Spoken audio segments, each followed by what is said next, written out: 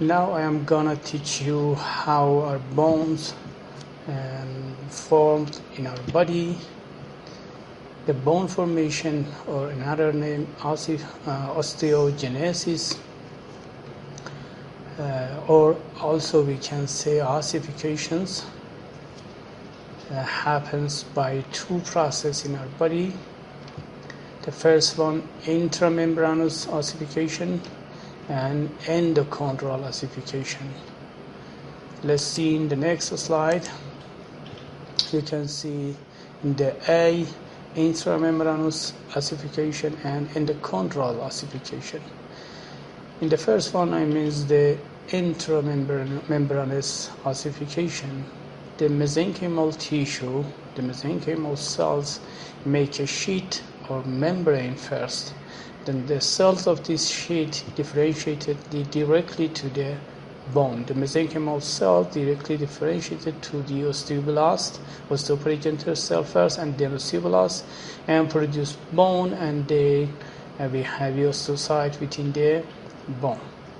But in the endochondral ossifications, the mesenchymal cells first differentiated to the cartilage, make a model of cartilage for the bones. Then the cartilage eroded and replaced by a bone, so-called endochondral. From the meaning, intramembranous means within the membrane, within the sheet.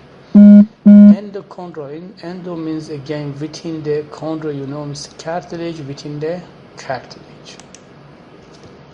You can see here by the picture, we have a mesenchymal tissue and mesenchymal cells.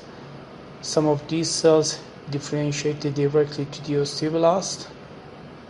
The osteoblast cells start to produce bone matrix, first osteoid, then osteoid calcified and make a matrix bone. Some of them entrapped within this matrix produce oocyte. The piece of bone produced by this we call a spicule. Then this spicule start to get enlarged and grows and reach and connect to each other, and usually make the flat bone, especially the flat bone of head and also the jaw bones. You can see here the compilation of bone formation by intramembranous ossification.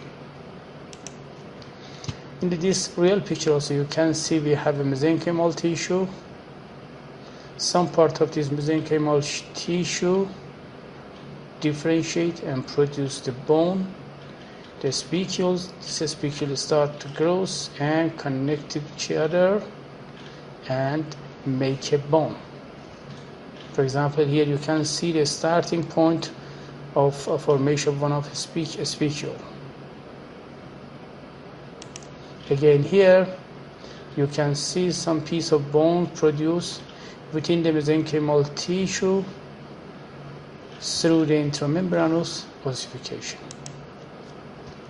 We said the flat bones produced by this way, by intramembranous ossification. For example, the skull bone, the bone of head of fetus, produced by this way. For example, here you can see at first around the head, around the brain, we have a mesenchymal tissue make a sheet. Then in the center of this sheet, in 5 places, for example, 2 places in the frontal, 2 places in the parietal, and 1 place in the occipital, start to make a bone. And this spicule start to grow. You can see they getting large and start to get close to each other and meet together. The site of meeting two bones of head, the skull bones together, called sutures, and the site of meeting of more than 2 bones, for example, here you can see we have 4 bones, called a fontanel or soft spot. I'm sure all of you touched the head of fetus and you feel the soft place in the head of the fetus. This soft place you can actually touch the mesenchymal sheet, mesenchymal membrane. We have here still mesenchymal tissue without ossification, without produce of bone. After a while, these bones start to grow, especially after the birth, 1 or 2 years after the birth, and this place also mineralize and the cells differentiate and make a bone filled by a bone. During the growing of the head bones, especially before the birth, when the bones come together and meet each other in the sutures or the fontanelles, they stopped formation of the bone. And the reason is the first one is by this way they allow the brain to get enlarged and grows, and another reason you facilitate the passing through the birth canal. You know, the diameter of the head is the biggest part of fetus, so by this way, I mean that we have a mesenchymal tissue in the sutures between the bone. The head is flexible, pliable, so they can change the diameter of head. I mean they can get narrow and they can pass through the birth canal. For example, here you can see the fetus head before the birth and during the birth. You can see the squished head during the passing through the birth canal, and because we have a mesenchymal tissue between the bones, so they are changeable, they can change their position. In this slide you can see the bone produced by intramembranous ossification and endochondral ossification in blue and in purple. You can see all of flat bones, head, jaw bones, scapula, sternum produced by this way. In addition, we have also a short bone, clavicle or collarbone produced by intramembranous. But also we have a flat bone in the pelvic produced by endochondral. So we should say most of the flat bone produced by intramembranous, because some of them, like pelvic bones or pelvic bone, produced by endochondral ossifications. In the next process, in the second process, we said endochondral ossification. You can see here we have a cartilage model of the bone. For example, the cartilage model of the arm bone, and you can see precondium around this cartilage.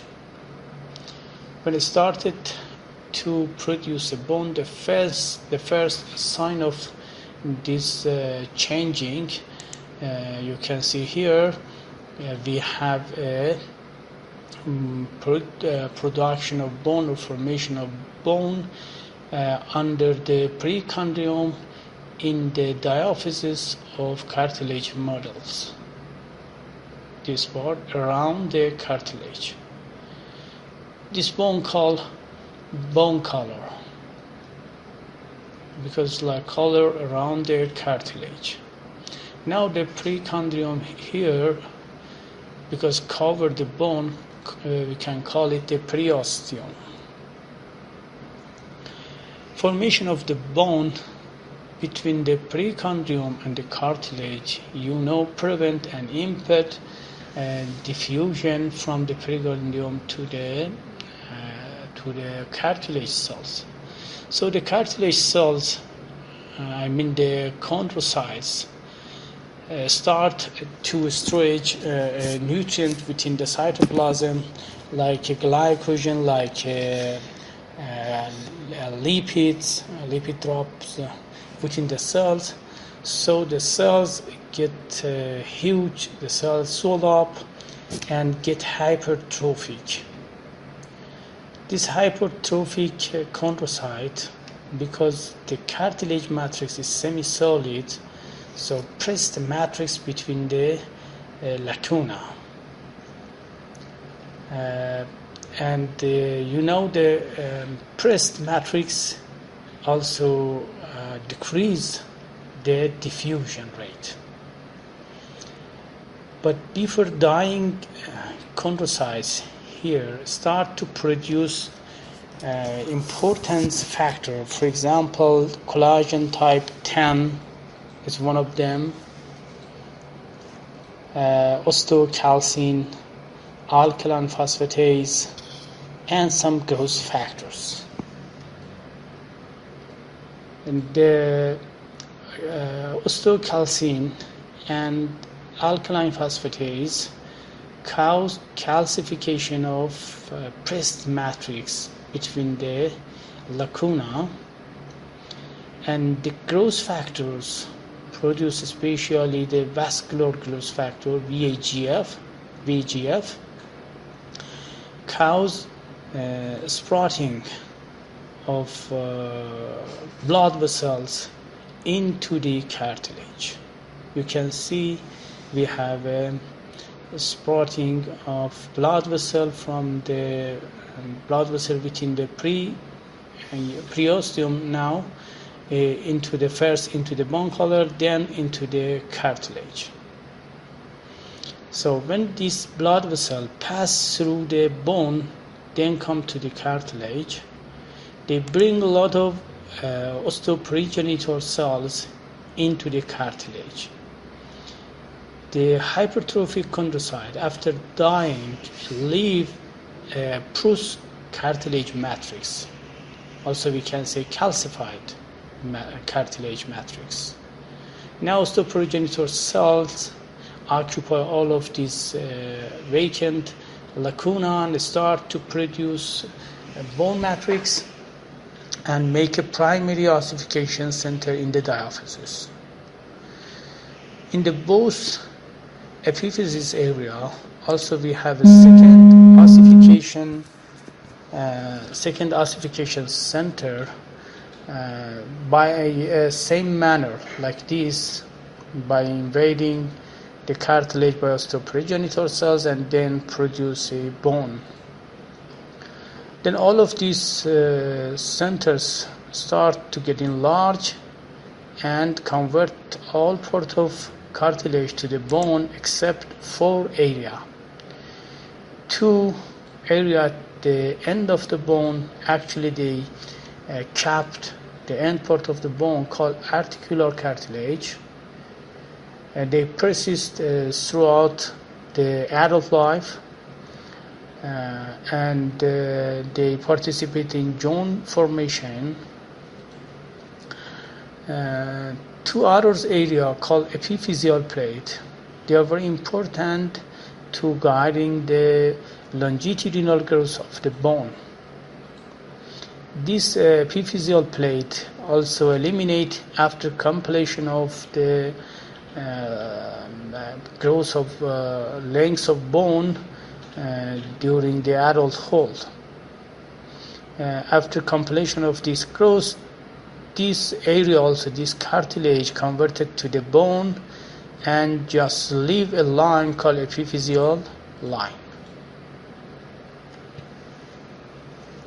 That all of these sequence of events you see here indicate the endochondral ossification. First we have a cartilage, then the cartilage gradually converted to the bone.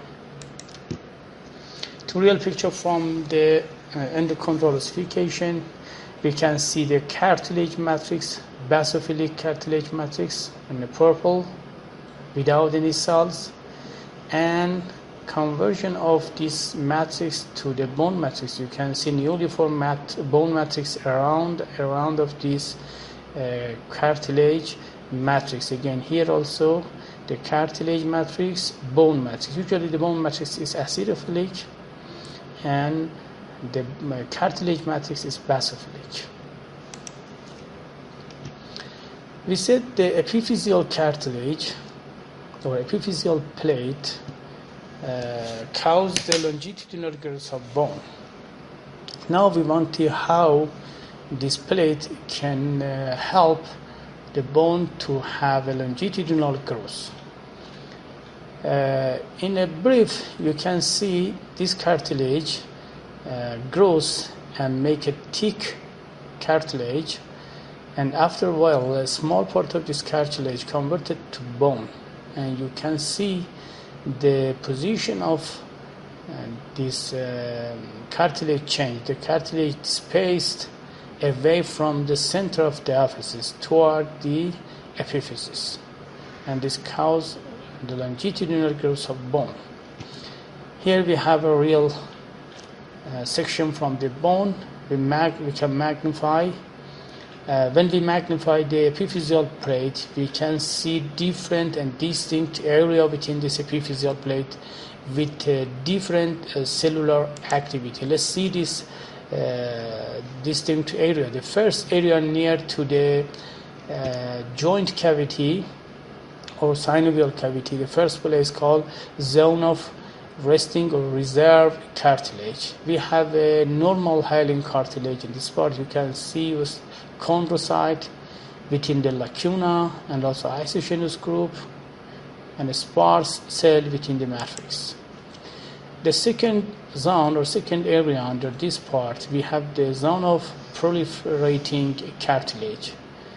You can see we have interstitial proliferation of the chondrocyte, making a lot of isogynous group, and these cells located parallel to the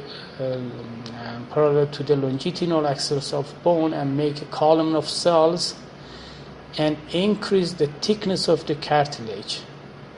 And this increasing of the thickness, decrease the diffusion of nutrient. So in the third zone, we have a hypertrophic cartilage because of the increment of diffusion. You can see again we have a hypertrophic chondrocyte. Hypertrophic chondrocyte press the matrix and make a matrix susceptible to the calcifications. So the next part, we have a calcification.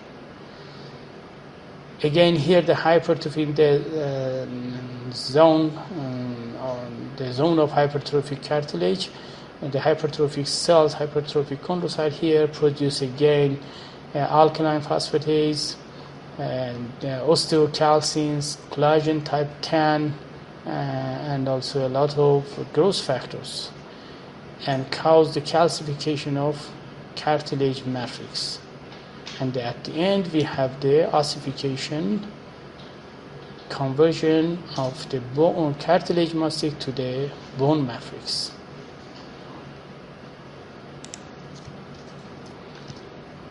In the adult, after completion of the longitudinal growth of the bone, we have elimination of epiphyseal plate and completely convert to the bone and leave a epiphyseal line. After elimination of this plate and creating epiphyseal line, we don't have any more longitudinal growth in these bones. Without epiphyseal plate, we don't have any longitudinal growth in the bones. If someone wants to know he or she still has a epiphyseal plate or not, or epiphyseal line, the X-ray picture indicate these lines or these plates. For example, here you can see in the children X-ray indicating growing epiphyseal cartilage epiphyseal plate as a dark line. You can see between the diaphysis and epiphysis, we can see these lines. It means we have a longitudinal growth in all of these bones. But in the adult, we have a epiphyseal line. You can see we don't have any dark line in this part. All of epiphyseal plate converted to the epiphyseal line. the growth hormone is very important for longitudinal growth of bone, especially affect the epiphyseal cartilage. When we have a hyper secretion of growth hormone before the puberty, cause the kind of disorder or abnormality called gigantism. They are characterized by a high, very tall. They are very tall. And when we have inadequate production of the growth hormone, cause the dwarfism, pituitary dwarfism, because the growth hormone produced by a pituitary gland. And between two abnormal person, we have a normal person here, you can see. But when we have excess production of growth hormone after puberty, and this growth hormone after the puberty cause circumferential growth of bones. So we have a heavy bone with high diameter. You can see all of the bone get very enlarged, and they cause the disorder called acromegaly. Especially the bone of the face and head gets so large.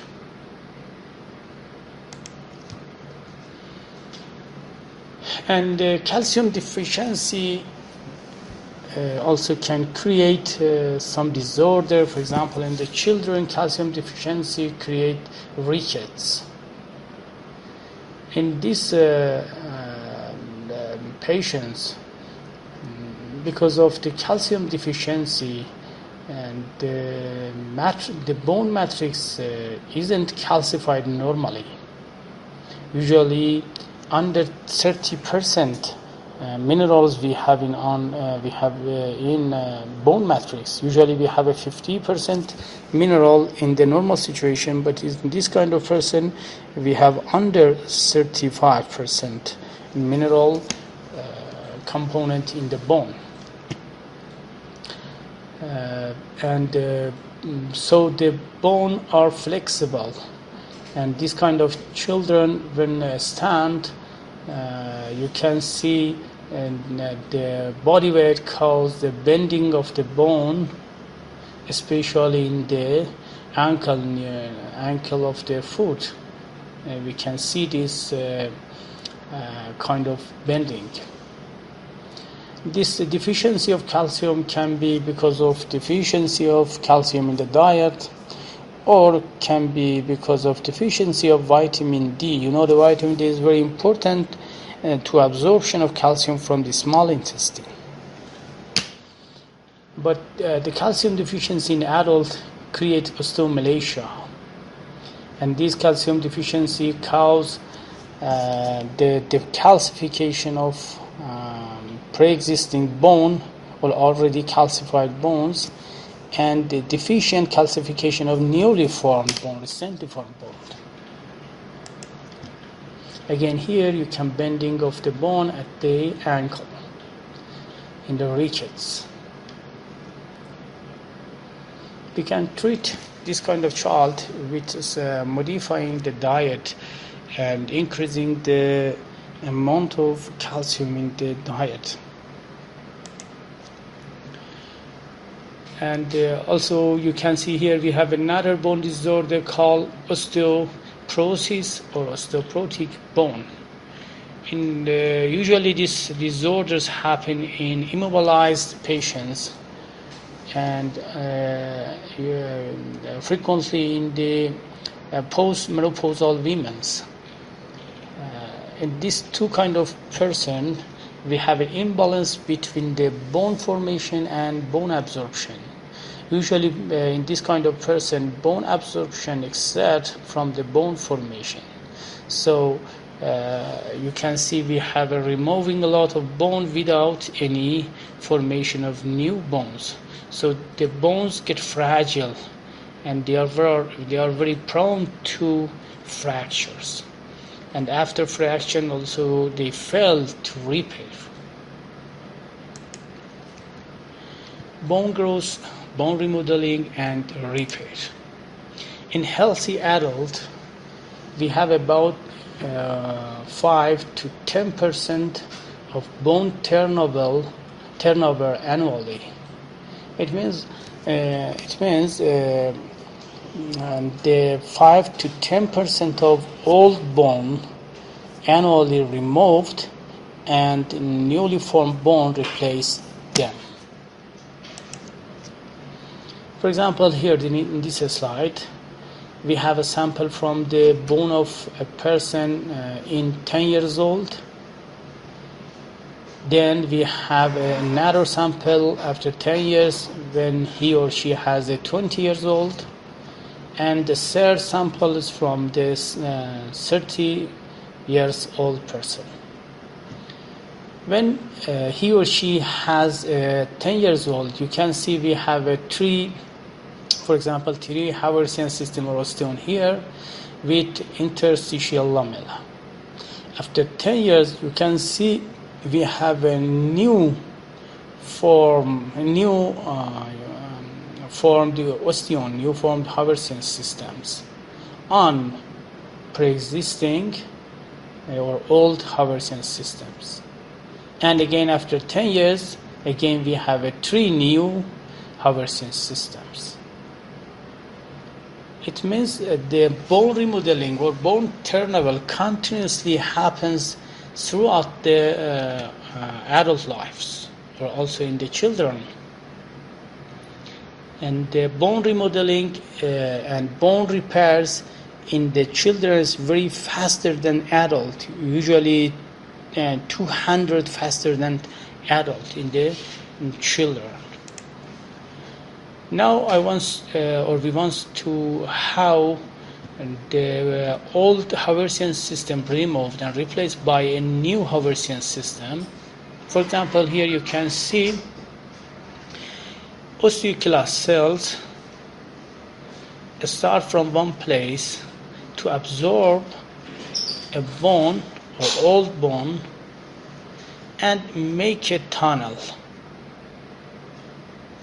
Immediately after creating of this tunnel, the osteoprogenitor cells invade this canal, come into this tunnel, with also blood vessels, and start to form a new Haversian lamella in a cyclic manner.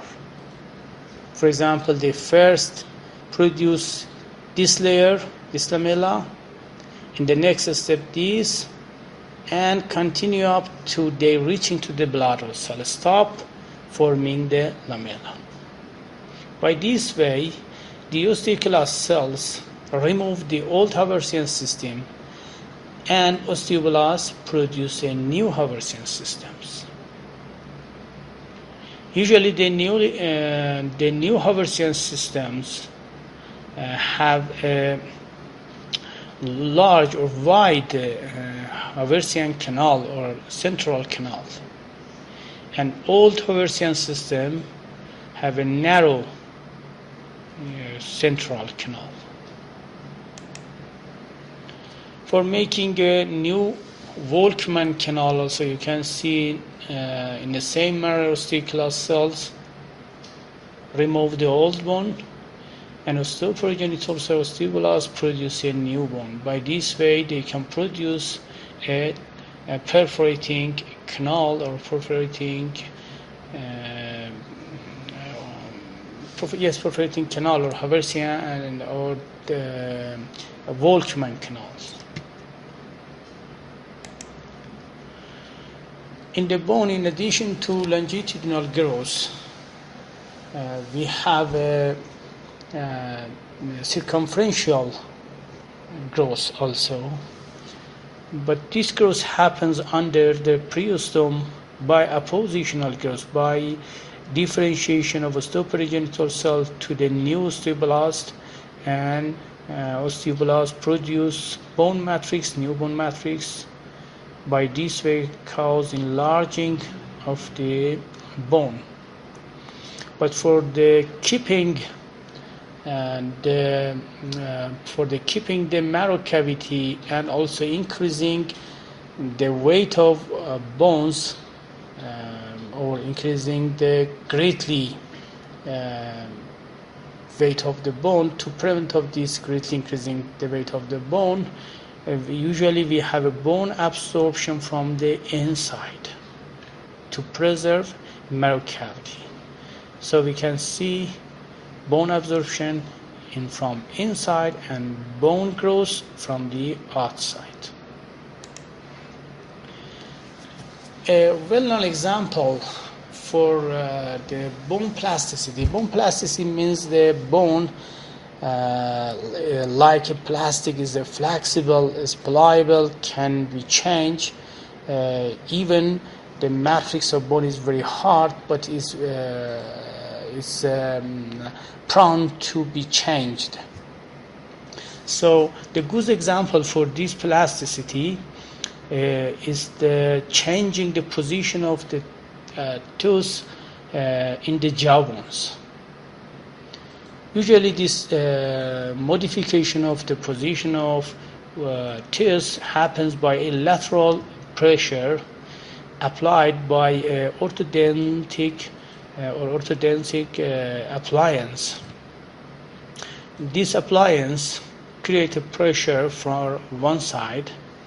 So in the jawbones, this pressure compressed, for example, this part of the jawbones, and in vice versa, retract or tract this, the bone in this part, in the opposite side.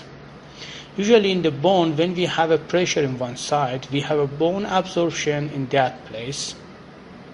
So when we have a compression here, you can see we have activation of osteoclast and absorption of bone in this area. And when we have a retraction, we have a tension, we have a bone formation here. After a while, you can see changing the position of bone. Especially when we have a crooked tooth, we can change and we can modify, we can correct the position of tooth.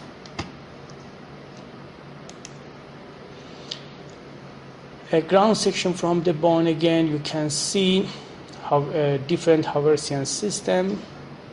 We can recognize which osteon or Haversian system is old and which one is new. We said the new Haversian system or young Havers system usually have a wide central canal, and old Haversian system have a narrow.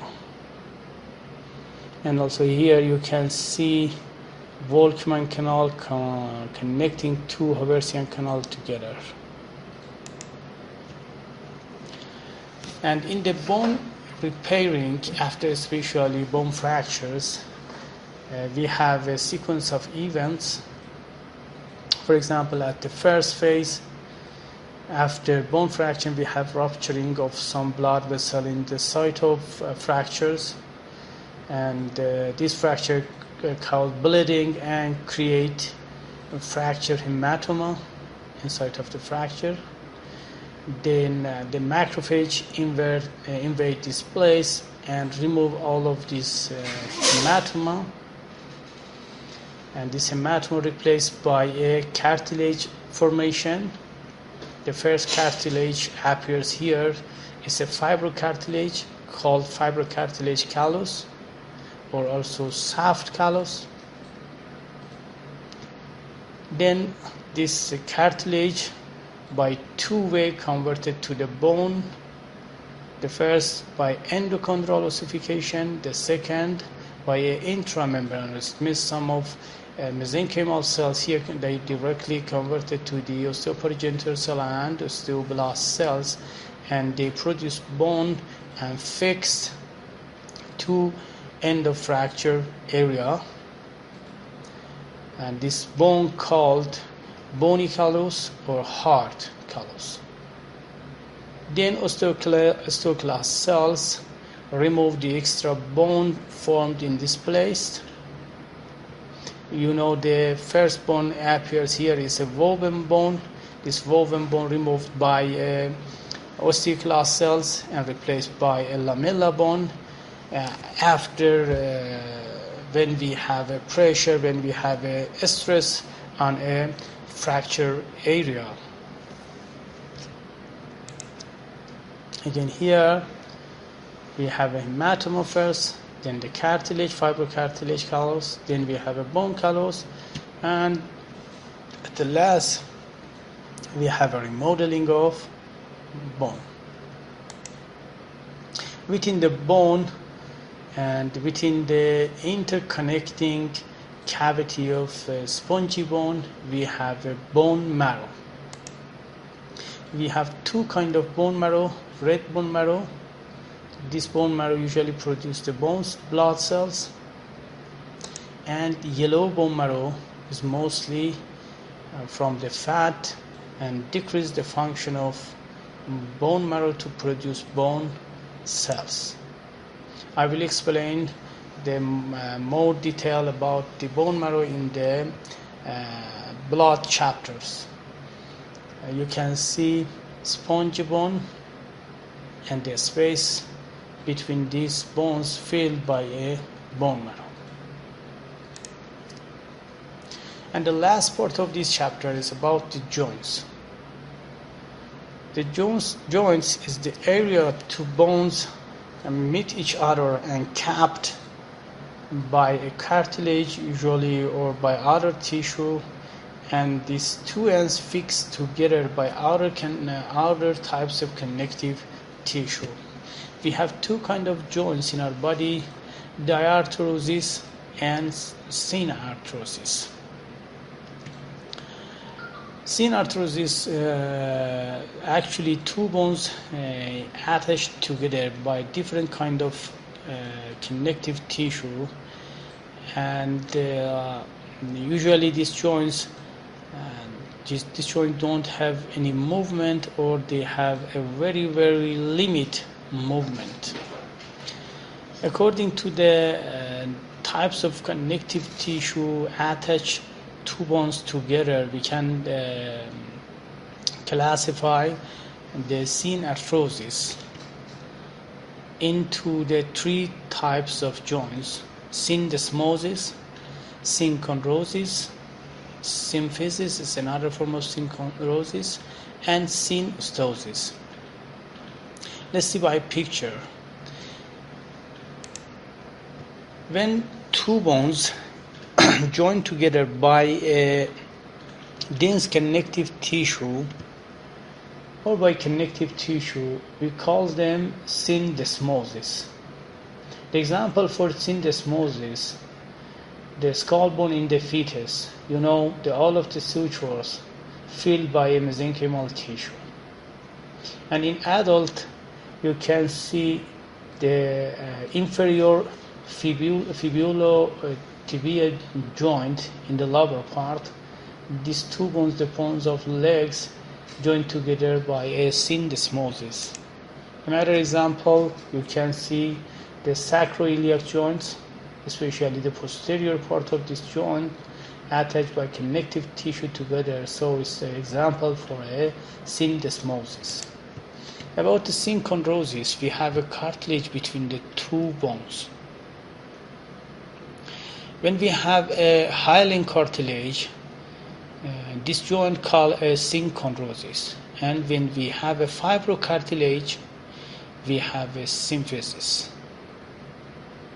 The example for a synchondrosis: the joint between the ribs and the sternum bone.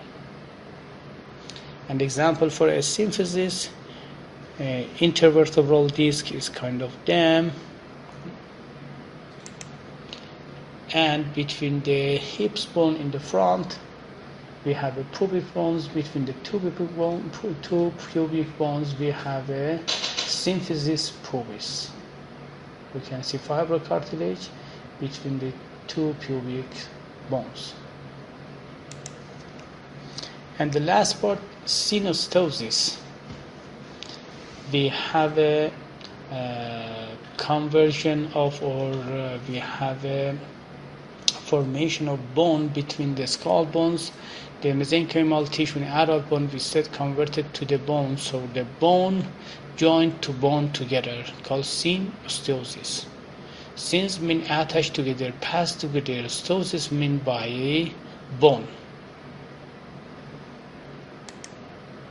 For example, here you can see the one of this joint between the parietal bone and temporal bone. In the adults, it's a synostosis, but in the fetus, in the new infants, it is a syndesmosis. And the last joint, actually called diarthrosis. This kind of joints have a greatly movement. For example, like a knee and elbow, we have a freely movement in this kind of joints. The elements of this joint are showed in this picture. For formation of this kind of joint, first two ends of the bones capped by a hyaline cartilage called articular cartilage. The articular cartilage is kind of hyaline cartilage, but this cartilage doesn't have any precondium here, because after, for example, when we stand on our feet, these two bones touch each other at the joint, and so pressed the cartilage together. And because the precondium has blood vessel and nerve, this kind of pressure create inflammations and also the pain. So we have to remove the precondium here. For the nourishment of this cartilage, first we make a cavity here and fill this cavity with a special fluid. This cavity called joint cavity or synovial cavity, and filled it with a synovial fluid. This fluid in this joint function like a precondium and nourish to cartilage here. For fixing two ends of the bones, dense connective tissue also help us and attach two ends of the bones together and close this cavity. This connective tissue area make a capsule for this joint called articular capsule. The articular capsules has a two layer. From the outside is a fibrous layer with a collagen type 1 to firmly attaching two ends of the joint together. But from the inside, this fibrous layer lined by a special loose connective tissue, a special high vascularized connective tissue called synovial membrane. This connective tissue with a lot of blood vessel produce synovial fluid and fill the synovial cavity.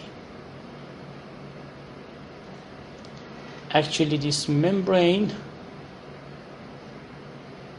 by producing this fluid, nourish the articular cartilage.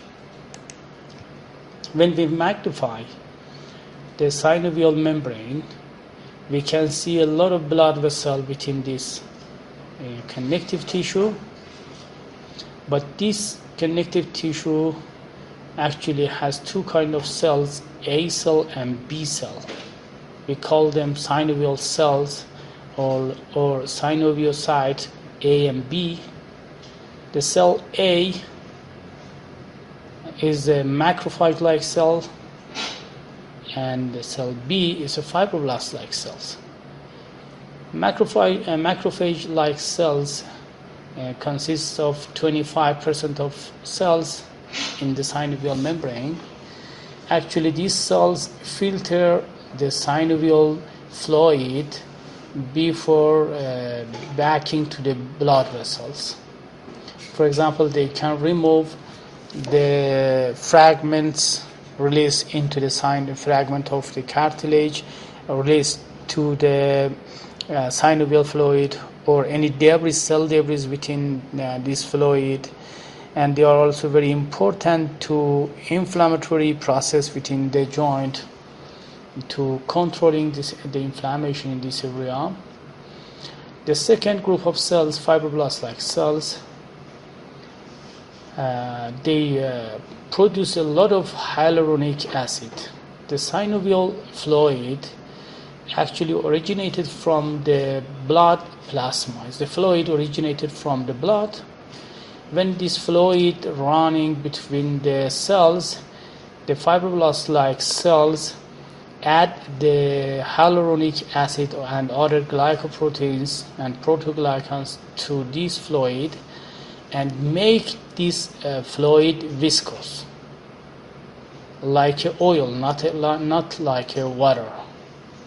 And this oil can decrease the friction and also decrease the erosion in the joint cavity, especially the articular cartilage.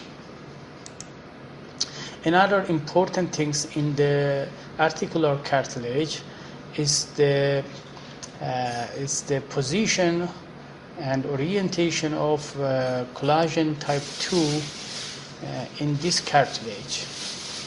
And the collagen in this cartilage located like arcs. You can see all of them located like arcs, like this. And they can, by this position, they can distribute more evenly the force generated by a pressure in joint.